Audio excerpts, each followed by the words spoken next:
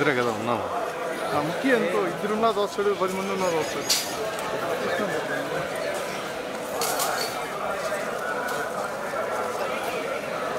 రెండు రోజులు నాయుడు సవా సందేహం అన్నాడు.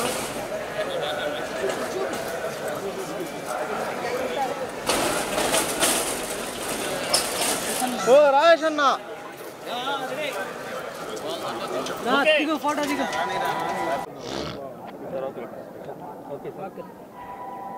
ఇటీవల నూతనంగా ఏర్పడ్డ ఆంధ్రప్రదేశ్ ప్రభుత్వానికి, గౌరవ ముఖ్యమంత్రి గారికి, ఉప ముఖ్యమంత్రికి, మంత్రులకు, శాసనసభ్యులకు, పార్లమెంట్ సభ్యులందరికీ శుభాకాంక్షలు.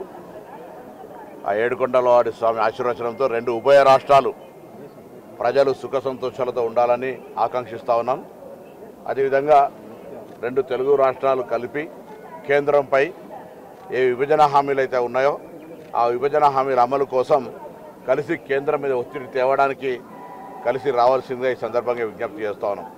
అదేవిధంగా నిన్న గౌరవ ఉప ముఖ్యమంత్రి గారు పవన్ కళ్యాణ్ గారు కరీంనగర్ జిల్లా కొండగట్టుకు వచ్చినారు. సాధారణంగా మా ప్రభుత్వం తరఫున స్వాగతం చెప్పినాం. వారు ఆంజనేయ స్వామి దర్శనం చేసుకున్నారు. ఇక్కడ కూడా గతంలో కొద్దిగా తెలంగాణ భక్తుల పరంగా ఇబ్బంది ఉండే నేను గౌరవ ముఖ్యమంత్రి గారిని, అదేవిధంగా దేవాదాయ శాఖ మంత్రి గారిని, కాబోయే చైర్మన్ ఈవో గారులను కోరుతా ఉన్నా.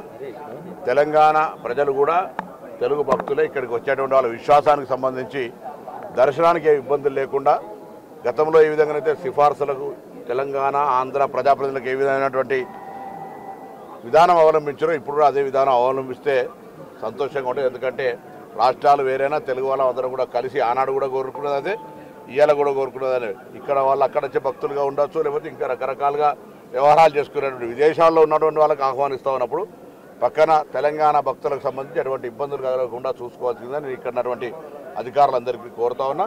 ఆ ఏడుకొండలవాడి స్వామి ఆశీర్వచనంతో రెండు రాష్ట్రాల ప్రజలు అటు విభజన హామీల అమలుతో పాటుగా ఇటు వర్షాలు, రైతాంగము, వ్యవసాయం అంతా కూడా సుఖ సంతోషాలతో ప్రజలు ఇబ్బందులు లేకుండా ఉండాలని ఆ భగవంతుడు ప్రార్థిస్తా ఉన్నా.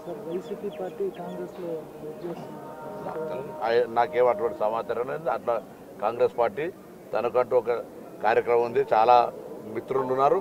ఇలా ఇండియా కూటమిలో అనేక మంది మిత్రులు ఎవరైనా వస్తుండొచ్చు, రాకపోతుండొచ్చు. దానికి సంబంధించి సమాచారం ఏం లేదు.